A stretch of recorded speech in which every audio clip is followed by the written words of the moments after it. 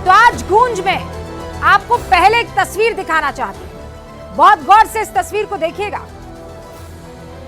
ये जो नोटों के बंडल आपको दिखाई दे रहे हैं ना, ये किसी नेता या व्यापारी के यहां नहीं मिले हैं। ये एक ओएसडी के घर में काम करने वाले उसके सहायक के घर पे मिले हैं। आप समझ गए?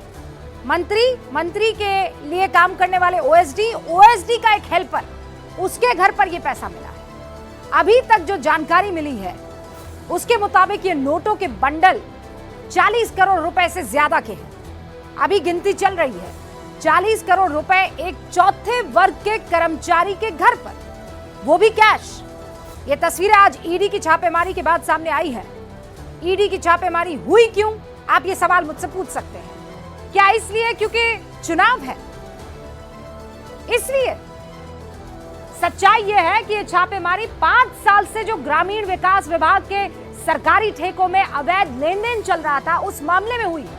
5 साल से मसला चल रहा है। पहला मामला कब सामने आया? जब राज्य में विधानसभा चुनाव जो है होने वाले थे और उस प्रदेश में बीजेपी की सरकार चल रही थी। तब 2 करोड़ 67 लाख रुपए कैश मिले थे। 2019 की मैं बात बता रही हूं। उस वक्त राज्य में रघुवर दास की सरकार थी और कितने, लगभग 3 करोड़ कैश मिले। अच्छा, उसके बाद छापा पड़ा, कुछ ही दिन बाद सरकार बदल गई, लेकिन क्या नहीं बदला? भ्रष्टाचार का खेल वो बढ़ता चला गया। करीब 4 साल बाद 22 फरवरी 2023 को ईडी ने एक बार फिर से बड़े पैमाने पर छापेमारी की और बताइए क्या मिला? 150 करोड़ रुपए संपत्ति उसकी बरामद हुई। इसके बाद ईडी ने ग्रामीण विभाग जो है, वो ग्रामीण विकास विभाग, उसके चीफ इंजीनियर वीरेंद्र राम को गिरफ्तार कर लिया। आज उसी मामले में ईडी ने फिर से छापेमारी की है और इस बार 40 करोड़ से ज्यादा का कैश बरामद हुआ है। समझ में यह नहीं आता है कि झारखंड में करप्शन की ये कौन सी खान है जिसे जितना खोदोगे उतना कैश निकलेगा। इससे पहले आप याद कीजिए, धीरज साहू, याद है ना आपको? कांग्रेस के राज्यसभा सांसद, जिनके ठिकानों से 300 करोड़ से ज्यादा का कैश मिला था। इतना कैश कि नोट गिनने वाली मशीन खराब हो गई थी। कई दिनों तक भारतीय स्टेट बैंक के कर्मचारी ईडी अधिकारियों के साथ कैश गिनते रहे थे। उससे पहले एक और तस्वीर झारखंड की ही, जब आईएएस पूजा सिंघल के करीबी सीए के यहां पर 200 करोड़ रुपए का कैश बरामद हुआ। समझ रहे हैं आप? 200 करोड़ रुपए। ये नोटों की जो तस्वीरें हैं, जब आप और हम देखते हैं तो क्या सवाल जहन में आता है? टैक्स पेयर का, जनता का जो मेहनत का पैसा है, गाढ़ी कमाई, कौन खा रहा है? इन लोगों पर जब कार्रवाई होती है फिर क्या होता है? सियासत शुरू होती है। सियासत की आड़ में इस भ्रष्टाचार से बचने की कोशिश होती है। क्यों? आज प्रधानमंत्री नरेंद्र मोदी एक बार फिर से नोटों के बंडल की जो तस्वीर सामने आई, उस पर प्रतिक्रिया देते हैं, भ्रष्टाचार पर तीखा हमला बोलते हैं। आप सुनिए। अपने इस सेवक को अवसर दिया। मैं तो गरीब मां का बेटा हूं, तो मुझे गरीब का दर्द समझ आता है। मैंने कहा मैं रुपया 1 भेजूंगा, 1 पाई भी किसको खाने नहीं दूंगा, और जो खाएगा वो जेल जाकर के खाना खाएगा, जेल की रोटी चबाएगा। आपने देखा होगा, अभी घर जाओगे तो टीवी पे देखना, आज यहां पड़ोस में झारखंड में नोटों के पहाड़ मिल रहे हैं। नोटों के पहाड़। लोगों ने चोरी किया माल पकड़ रहा है मोदी वहां। सुना? प्रधानमंत्री के इस बयान से साफ है कि अवैध संपत्ति और नोटों के बंडल का मुद्दा अभी और गरमाने वाला है। अच्छा, एक त्रुटि के लिए मैं माफी चाहती हूं। नेहा सिंघल का जो मैंने अभी जिक्र किया था कि एक और पूजा सिंघल, माफ कीजिएगा, उसके घर पर जो कैश बरामद हुआ था वो 20 करोड़ था। 200 करोड़ नहीं, 200 करोड़ की संपत्ति थी और जो कैश बरामद हुआ था वो 20 करोड़ था। बहरहाल ये नोटों के बंडल वाला मामला अभी गरमाएगा, यकीन मानिएगा। कैश मिला है ओएसडी के हेल्पर के घर। ये आईएएस ऑफिसर आलमगीर आलम के माथत काम करता था, उसको रिपोर्ट करता था। और आलमगीर आलम सरकार में ग्रामीण विकास मंत्री है। क्रोनोलॉजी समझिए। लेकिन आलम यह है कि आलमगीर मानने को राजी नहीं है।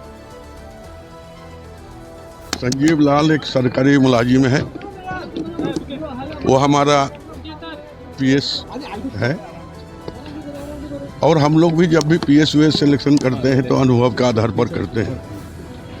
इसके पहले भी दो मंत्री का पीएस रह चुके थे।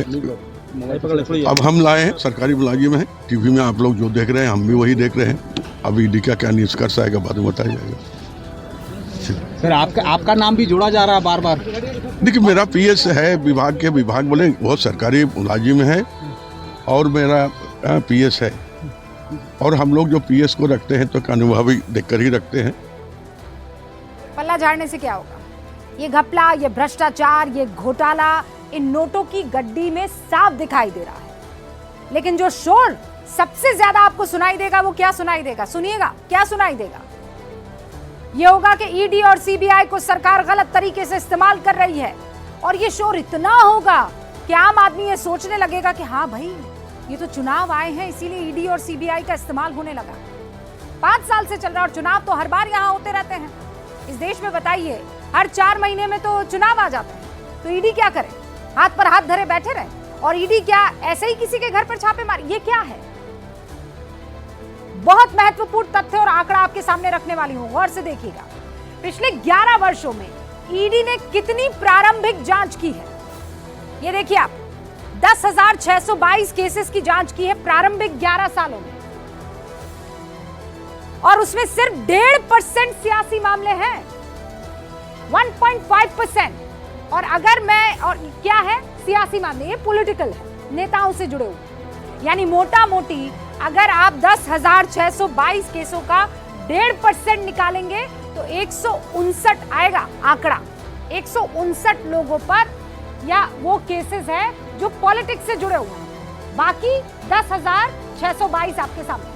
ये आंकड़े चीख चीख कर कह रहे हैं कि ईडी पर जो सवाल कर रहे हैं वो कितने खोखले हैं। अगर ठोस है तो हेमंत सोरेन जेल में क्यों है? अगर ठोस है तो मनीष सिसोदिया की बेल की अर्जी बार बार क्यों रिजेक्ट हो रही है? अगर ठोस है तो सुप्रीम कोर्ट की भ्रष्टाचार पर इतनी कड़ी टिप्पणियां क्यों आ रही है? लगभग 6,260 पीएमएलए मामलों में केवल 149 मामले सांसदों और विधायकों और राजनीतिक रूप से जुड़े व्यक्तियों से संबंधित है। प्रतिशत के लिहाज से कितना बैठता है ये? 2.3%, लगभग 2.5%, ठीक है। और ट्रांजैक्शन इनका इस 2.5% का कितना हुआ है? 27,000 करोड़ रुपए। संपत्ति कितनी जब्त हुई है इस 2.5% में? 29,000 करोड़, 29,000 करोड़ रुपए। आंकड़ों से साफ है ईडी की जांच पर जितनी हाय तौबा मचाई जा रही है, सच्चाई ठीक उससे परे जो है इस वक्त नजर आ रही है।